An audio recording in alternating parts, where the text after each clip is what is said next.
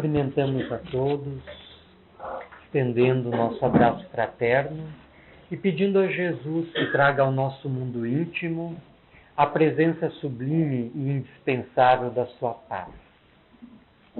O nosso intuito na noite de hoje é fazermos uma rápida análise de uma mensagem intitulada Aviso, Chegada e Entendimento, do Espírito Emmanuel, que foi psicografado pelo médium Francisco Cândido Xavier, quando ele já se encontrava em Uberaba, havia se trasladado de Pedro Leopoldo, sua cidade natal, para Uberaba, numa reunião pública da Casa Espírita, a qual ele estava vinculada, no dia 25 de abril de 1960, e que está inserida nesta obra extraordinária, Seara dos Médiuns, publicada pela Federação Espírita Brasileira um ano após, em 1961, correspondendo às páginas de número 95, 96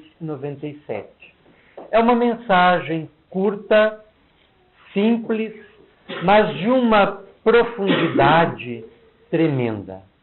Emmanuel, o elevado mentor, inicia a mensagem da seguinte forma: a intervenção franca do plano espiritual no plano físico pode ser admitida no conceito popular como uma embaixada portadora de metas decisivas a definir-se em 3 períodos essenciais: aviso, chegada e entendimento.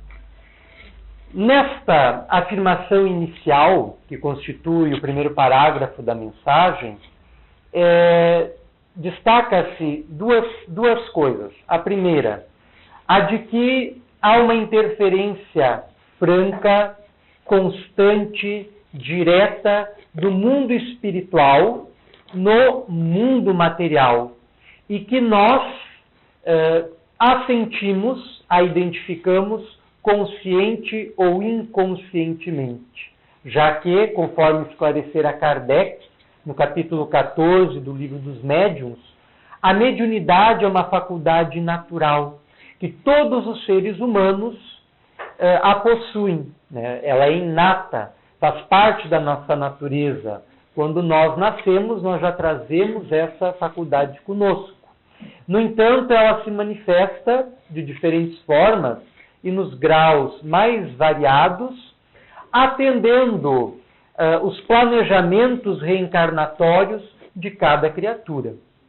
Então, em alguns, ela é mais patente, porque o indivíduo, antes de encarnar, fez toda uma programação que atendia às necessidades evolutivas da sua alma, de vir daquele jeito para atender uma missão específica no campo da mediunidade, para saldar débitos do passado ou para projetar-se na direção do futuro, cumprindo um mediunato, uma missão mediúnica, como é o exemplo de Chico Xavier, de Valdo Franco, Ivone Pereira, Raul Teixeira e tantos outros, que são portadores de um mediunato, uma missão mediúnica.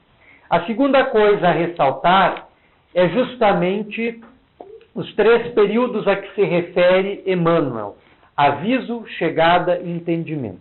Essa afirmação dele pode ser interpretada de 2 formas.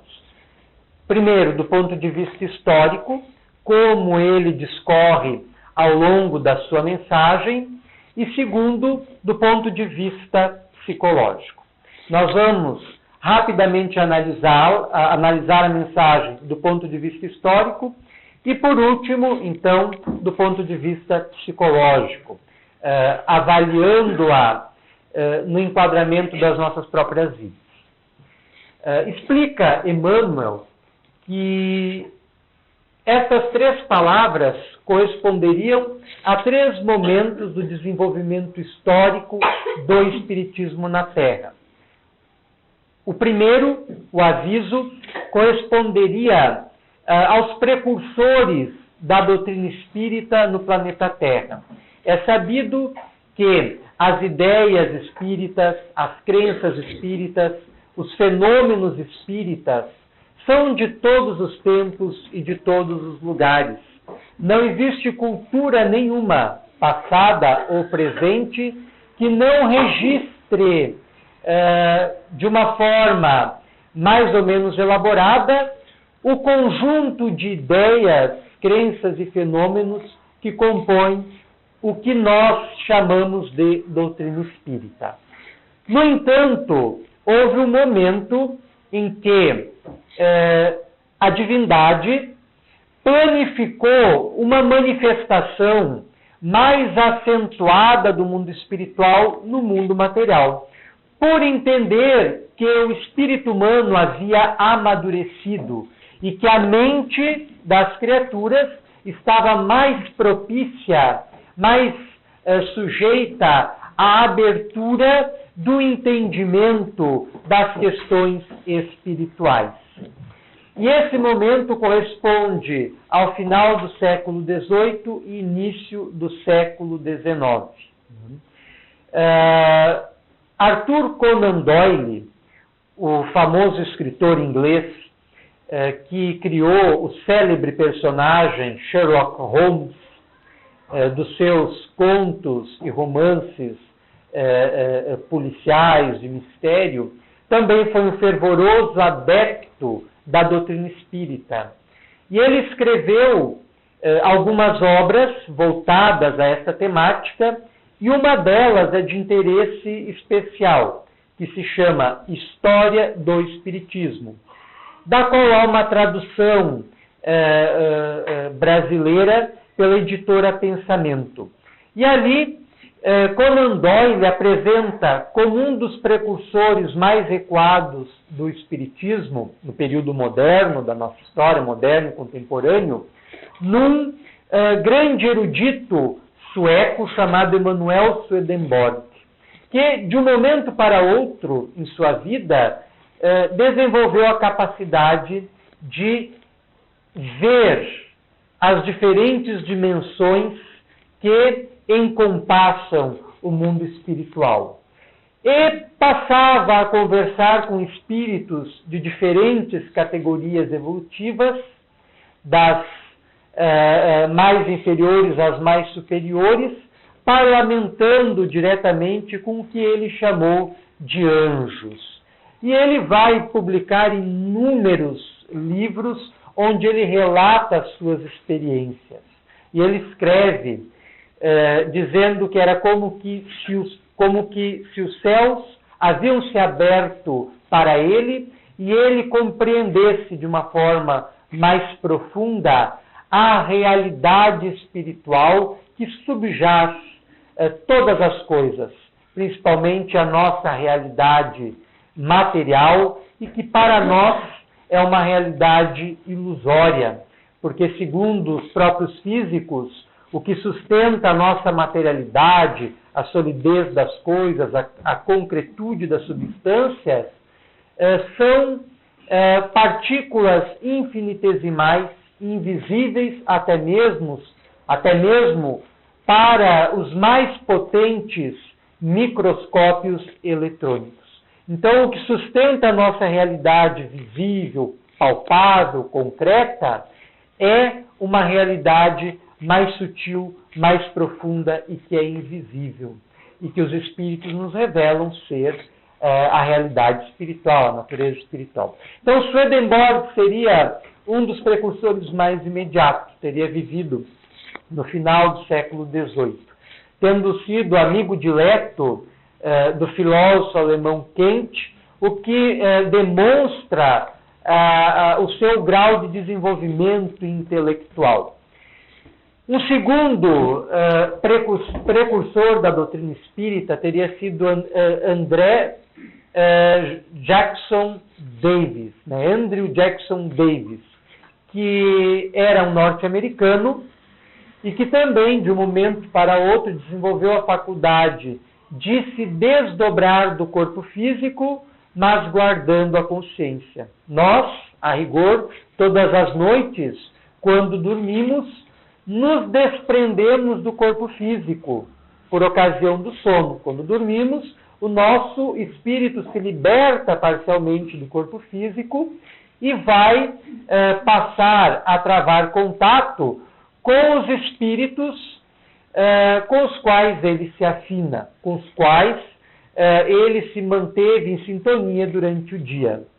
Por isso, quando as questões do dia a dia nos absorvem demasia, nós ficamos concentrados quase que exclusivamente com os problemas de ordem material, ou atormentados por problemas emocionais, desequilíbrios mais variados, se nós não conseguimos nos reharmonizar no momento que dormimos, nós carregamos esse desequilíbrio conosco e vamos atrair para nós, no momento de desprendimento, seres no mesmo padrão vibratório. O nosso espírito vai, por efeito da sintonia, atrair entidades que se encontram nas mesmas circunstâncias interiores que porventura nos encontremos. Por isso é indispensável, antes de dormirmos, nos recolhermos, fazermos a leitura de uma página edificante, orarmos, fazermos uma breve reflexão, para então nos entregarmos ao sono, que é um portal para uma nova realidade da nossa vida, na qual o nosso espírito compreende melhor a sua situação, consegue ajustar melhor os problemas pelos quais está passando, e se está em harmonia, consegue auferir, consegue dos bons espíritos, dos seus protetores, dos seus anjos guardiães, as instruções, os insights, as sugestões para resolver a sua problemática específica e para avançar na sua jornada de desenvolvimento interior. Porque nós não podemos esquecer isso jamais. Nós não estamos na Terra simplesmente para satisfazer as necessidades do nosso corpo. Nós estamos aqui principalmente para atender os objetivos mais importantes, mais sublimes da nossa alma. E nós não temos isso muitas vezes claro, né? E viemos na casa espírita, ou na igreja, ou no centro de Umbanda, ou no centro budista, ou seja lá onde for, muitas vezes querendo encontrar uma solução para a nossa problemática material. Né? É o caso de muitos de nós que vêm pela primeira vez na casa espírita, vem buscar uma solução para os seus problemas, mas ignora a necessidade que tem de se educar interiormente e de evoluir espiritualmente, que é o objetivo maior da nossa vida. Nós estamos aqui para isso. Então, Andrew Jackson Davis desenvolveu de um momento para o outro a faculdade de projetar a sua consciência para fora do corpo físico e devassar as vastas regiões da espiritualidade. E com isso, ele passou a relatar também, em diversas obras, a mais famosa é Princípios da Natureza, as experiências que ele tem nesse estado de consciência. Emanuel Swedenborg e Andrew Jackson Davis são apontados, então, por Arthur Conan Doyle como precursores mais imediatos da doutrina espírita. É o momento do aviso. A espiritualidade está mandando sinais de que é chegado o tempo de uma manifestação mais generalizada dos espíritos na superfície terrestre. Esse vidente sueco que citamos, Emanuel Swedenborg, ele, num dos seus livros, cunha uma expressão muito interessante, que ele afirma que entendia a chegada dos espíritos, manifestando-se dessa forma, como uma invasão organizada do mundo espiritual. E, sem dúvida nenhuma, Deus, na sua planificação para a humanidade, previa que era chegado o momento de a humanidade travar contato com um conjunto mais avançado de ensinamentos espirituais. E por isso programa uma manifestação mais intensa e generalizada dos espíritos sobre a superfície terrestre. Essa manifestação sempre ocorreu, desde os tempos pré-históricos até a atualidade. Essas manifestações sempre se deram. Elas são ininterruptas, são de todos os tempos. Todas as culturas tiveram o seu pajé, o seu xamã, o seu sacerdote, a sua pitonisa, a sua sibila, o seu oráculo, todas, sem exceções. Das 2.500 culturas passadas e presentes, todas são vincadas, são cheias, são plenas de ideias, crenças e manifestações espíritas. Mas, no século XIX, estava previsto uma invasão, como afirma o vidente sueco, organizada, uma manifestação organizada, planificada do mundo espiritual. É o momento da chegada.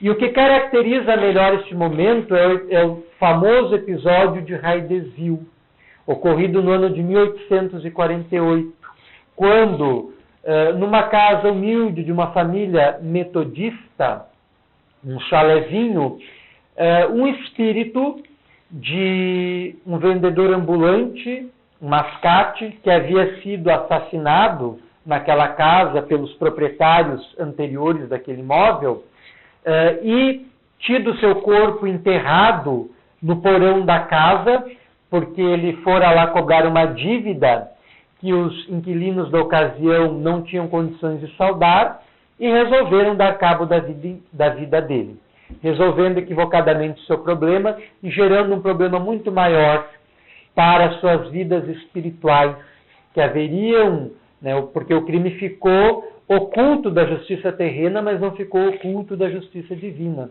Então eles acarretaram um débito com as leis superiores e com as leis da própria consciência, que deveriam sanar com o tempo, à medida que seus espíritos evolvessem, se desenvolvessem. E esta entidade passou a se manifestar, estava revoltada, estava desequilibrada, estava não conseguia aceitar o que havia ocorrido com ela e ficou presa àquele lugar, que é o que ocorre com a maioria das casas ditas mal assombradas. E passou a manifestar-se, mesmo inconscientemente, servindo-se da mediunidade das meninas do casal que habitava aquela casa, que era a família Fox. Principalmente da caçula, que tinha 12 anos, chamada Kate Fox, que era portadora de uma mediunidade extraordinária, com 12 anos de idade. E o espírito passou a se manifestar, a se dar a conhecer através de pancadas, que se tornaram insuportáveis. Eram pancadas que surgiam em diferentes momentos do dia e principalmente de noite. Às vezes parecendo que uma chuva de pedras alvejava o telhado da casa e abalando desta forma a rotina da família.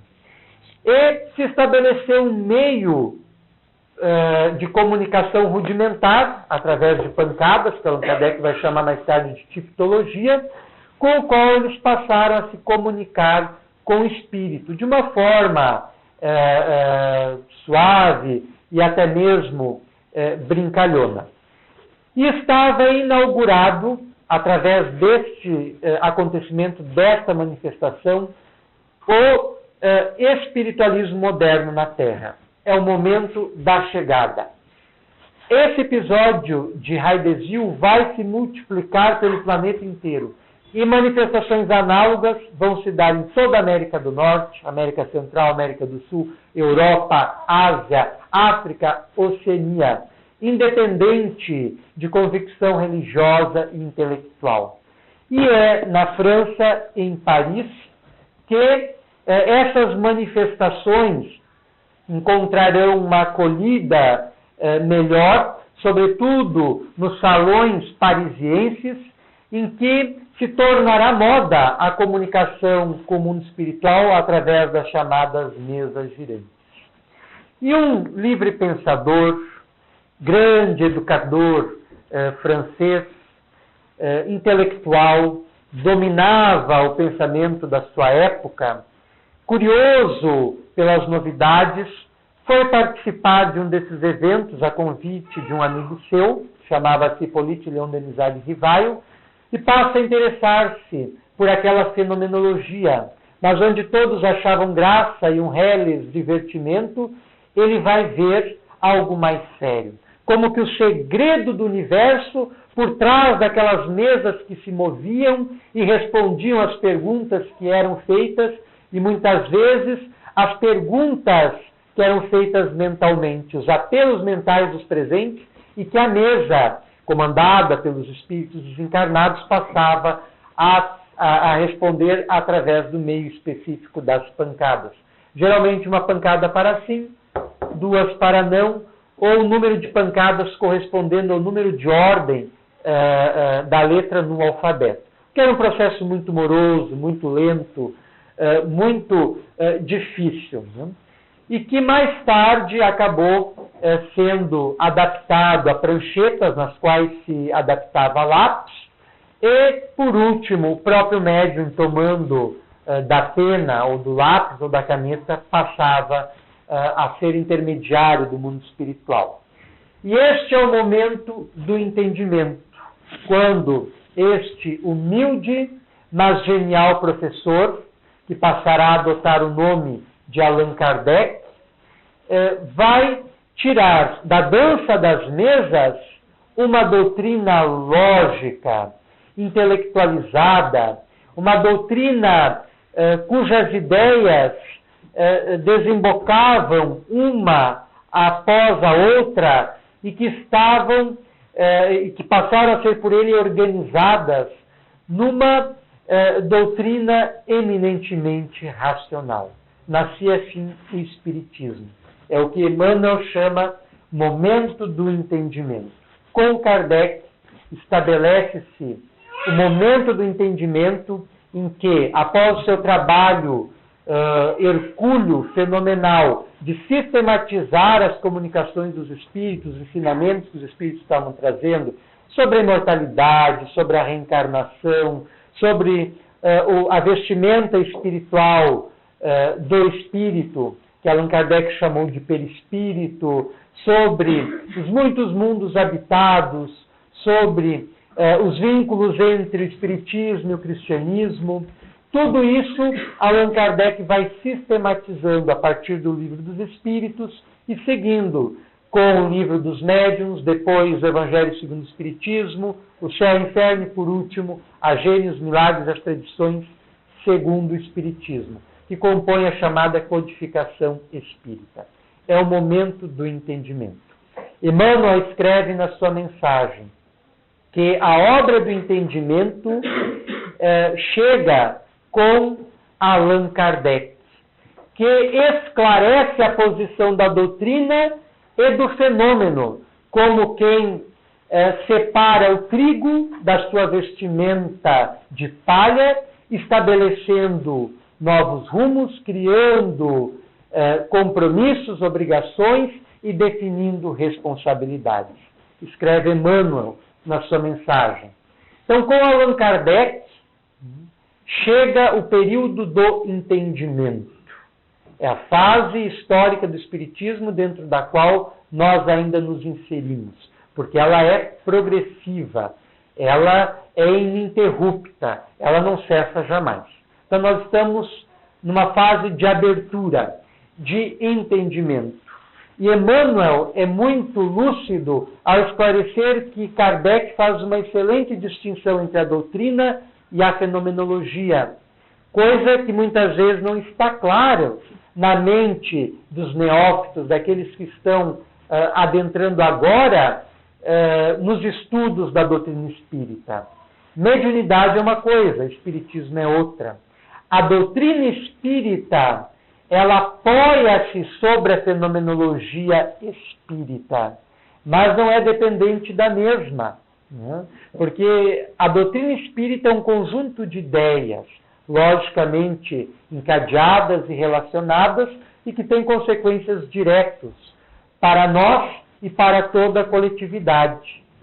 E a fenomenologia, ela não é distrita ao espiritismo, ela diz respeito a toda a criatura humana, já que todos somos médiuns. Então, todos somos passíveis de confrontar com o mundo espiritual através dessa faculdade. E, sem dúvida nenhuma, eventos mediúnicos ocorrem não só na casa espírita, ocorrem na Igreja Católica. Chico Xavier, por exemplo, antes de conhecer o Espiritismo, na sua cidade de Pedro Leopoldo, sempre comentava que quando ele assistia à missa, ele já tinha sua visão aberta para a espiritualidade, só que aquilo era algo natural. Ele pensava que todas as pessoas viam, enxergavam, percebiam da mesma forma que ele, porque era algo natural para ele.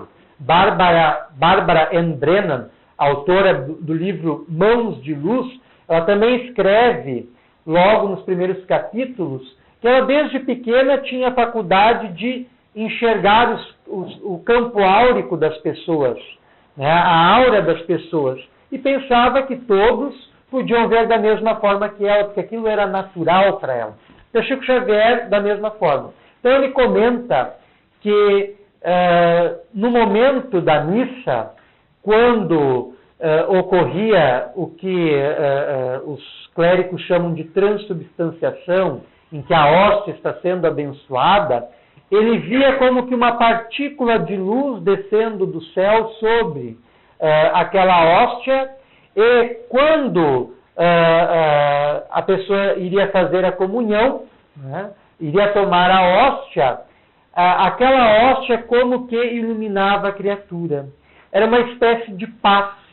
Né? Nós aqui temos o passe, em posição de mãos, né, conforme Jesus fazia, na qual o médium, conjugado com energias da espiritualidade, transfunde um conjunto de energias espirituais, psíquicas e físicas para aquele que está recebendo o passe.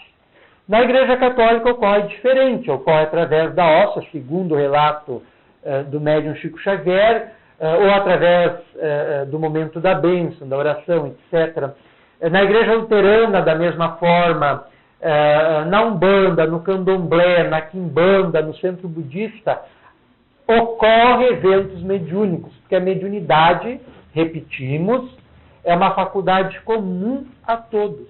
Há pessoas que são médiuns patentes, conforme Allan Kardec define no livro dos médiuns, e não sabem, ignoram. Né? A minha sogra, por exemplo, ela é luterana e é avessa às ideias espíritas. Mas ela é dotada de uma intuição e de uma faculdade de desdobramento durante o sono consciente que ela não compreende. Né? Porque o conjunto de ideias religiosas a que ela está vinculada não explica isso tão claramente como o Espiritismo explica. Mas ela sabe tirar proveito dessa faculdade que ela tem e que é natural para ela. Então, a mediunidade independe de crença, de grau de desenvolvimento intelectual, de cultura. Não tem nada a ver com isso. É uma faculdade espiritual que está ligada à evolução do espírito. Então, nós temos claramente definidos esses três momentos históricos do espiritismo: aviso, chegada e entendimento.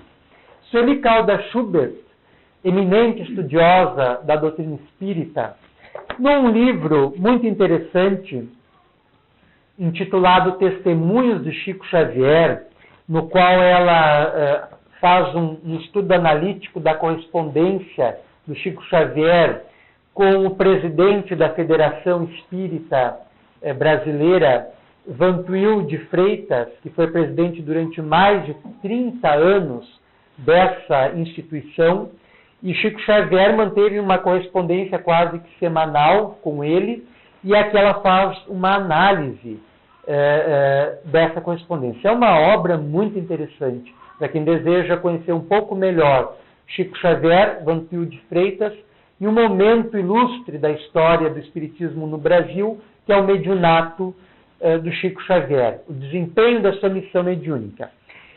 Num dos capítulos desta obra, ela analisa esta mensagem do Emmanuel, mas aplicando a diferentes momentos da vida do Chico Xavier.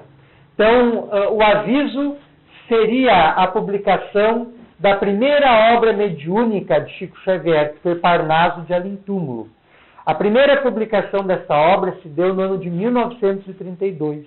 E era uma obra bem diferente da que nós temos hoje. A que nós temos hoje em nossas mãos é uma obra ampliada, que passou mais tarde por um processo de agregação de novas mensagens. Então, essa obra tem uma peculiaridade muito interessante.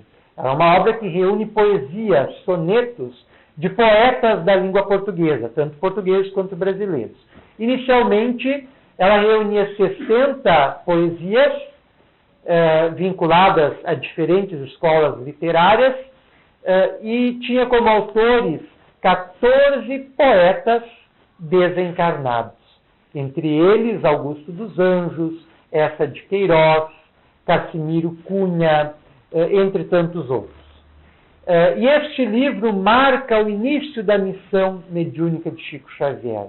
Logo quando Chico Xavier passa a conhecer a doutrina espírita, na primeira reunião mediúnica que ele participa, que era presidida por uma amiga sua, ela teve uma visão como que profética. Ela enxergava, chovendo sobre ele, montanhas e montanhas de livros. E ela achou aquela visão muito curiosa e narrou depois para o médium. E essa visão se concretizou, porque ele psicografou mais de 400 obras, sem reter para si o direito autoral de nenhuma delas, doando para instituições de caridades, para a própria Federação Espírita que estava estruturando a sua livraria, a sua editora. Num exemplo de desprendimento, diferente de outros médiuns que tomam como patrimônio seu as obras mediúnicas que recebem, usufruindo do dinheiro oriundo da vendagem dos seus livros. Então, Chico Xavier é um exemplo de desprendimento. Há um conjunto de entrevistas que ele deu num programa que existia na extinta TV Tupi, Pinga Fogo era o nome do programa, Pinga Fogo, e existem os DVDs desse programa à venda, ou se pode também baixá-los da internet.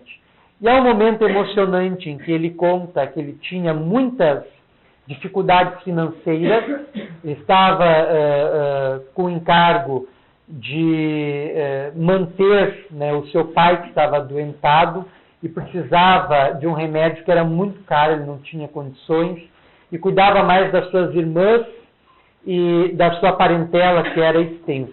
E ele não tinha dinheiro nenhum. E para ele, consciente da sua missão, ele compreendia que todo o dinheiro dos seus livros era voltado aos pobres. E o seu pai, que não compreendia essas coisas muito bem, uma vez questionou. Ele estava numa situação deplorável, não tinham o que comer. O pai muito doente, precisando de uma medicação que era realmente muito cara para a época, eles não tinham condições. E o pai questionou Chico que se o dinheiro desses livros eram para os pobres, eles eram pobres. Por que eles não poderiam usufruir também desse dinheiro? E Chico não teve como explicar aquilo para o pai, né? E aquilo calou fundo nele, a incompreensão do pai. Mas, orando, surgiram amigos que supriram as necessidades urgentes que eles tinham, sem ter a necessidade de ter que usar o dinheiro desses livros, coisa que Chico Xavier sempre abriu mão disso. Então, o momento da chegada é este: é o Parnaso de Além Túmulo, é o A Caminho da Luz, é a obra Emmanuel, são os romances históricos que ele está recebendo, como Há 2000 anos, Paulo e Estevão, 50 anos depois e outros. É o momento do aviso. O momento da chegada, né, é o momento em que ele passa a receber um conjunto de obras numa velocidade surpreendente. São dezenas de obras que estão vindo, muitas até concomitantemente. São obras infantis, são obras do espírito Humberto de Campos, como Brasil, Coração do Mundo, Pátria do Evangelho. São obras de mensagens, como a coleção Pão Nosso, né? Pão Nosso, Fonte Viva, Vinha de Luz, Palavras de Vida Eterna e outras. É o momento da chegada. E o momento do entendimento se faz quando aparece um espírito que vai adotar o pseudônimo de André Luiz, que abre o nosso entendimento do mundo espiritual, com as obras Nosso Lar, Mensageiros, Missionários da Luz, com as 16 obras que compõem a chamada coleção André Luiz. É o momento do entendimento das questões espirituais. Então, esta é uma análise histórica que nós podemos fazer da evolução do espiritismo, a nível internacional e a nível nacional, com a missão mediúnica de Francisco Cândido Xavier. Mas nós podemos analisar essa mensagem de um ponto de vista psicológico. Emmanuel escreve ainda na sua mensagem que a mente, né, toda edificação espiritual, obedece à cronologia da mente. E essa é uma verdade inquestionável, porque nem todas as pessoas estão em condições de compreender determinadas coisas. Nós sabemos, e cada um aqui pode constatar isso pelas suas próprias experiências, que muitas vezes não consegue partilhar com os seus familiares os ensinamentos que adota, os conhecimentos que tem, porque a pessoa é incapaz de compreender, não aceita, não consegue alcançar a profundidade daquilo. Então, toda edificação espiritual obedece à cronologia da mente. É necessário preparo, é necessário tempo certo para despertar para as questões espirituais. É como uma semente. Uma semente passa por um processo, pelo seu processo de desenvolvimento organogênico, em que ela vai pouco a pouco desabrochando, né? Em cada momento ela se apresenta sob uma determinada conformação e ela é completa desta forma. E nós, seres humanos, do mesmo modo. Talvez vamos passar uma encarnação inteira sem conseguir compreender o que outros já compreendem, em função das nossas limitações evolutivas.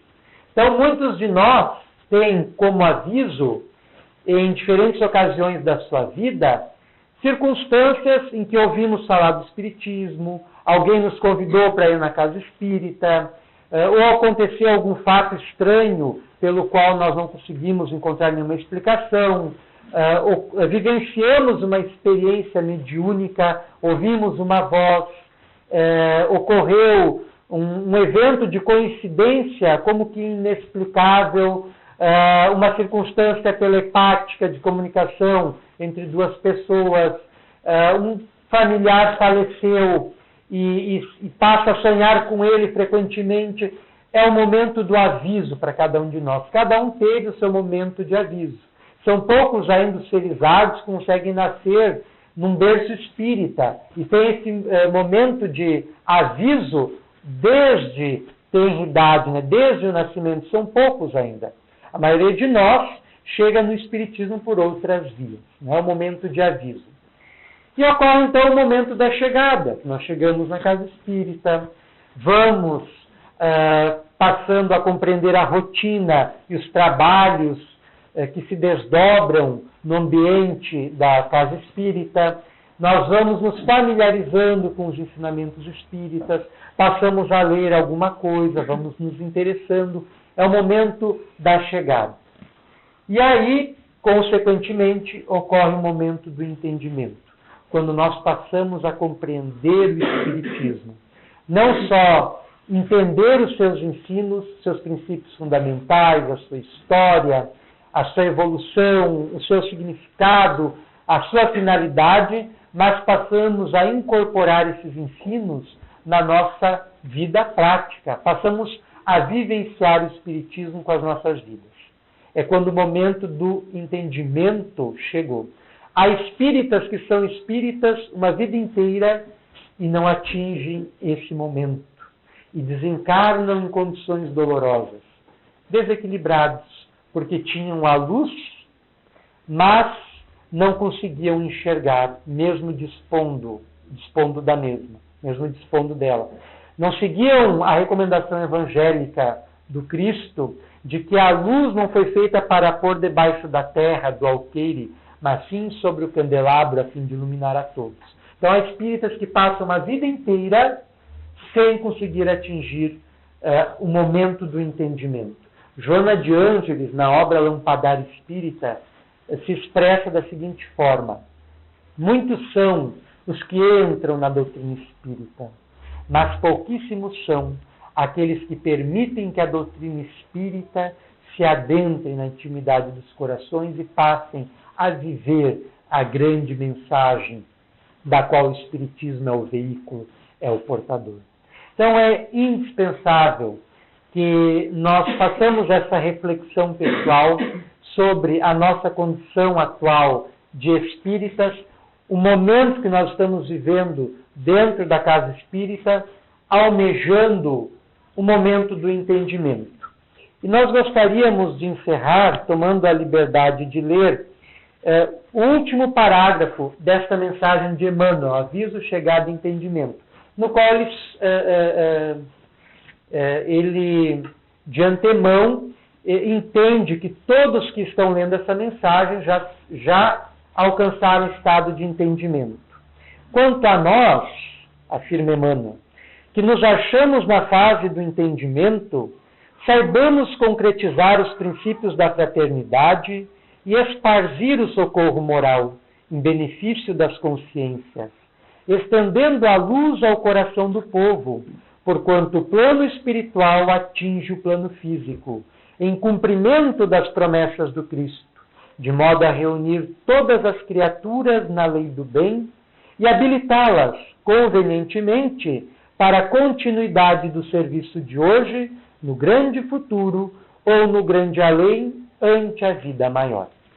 Assim, agradecemos a atenção de todos e rogamos a Jesus que nos abençoe e que nos auxilie a compreendermos melhor o Espiritismo e a vivermos o seu conteúdo sublime com as nossas próprias vidas. Muito obrigado.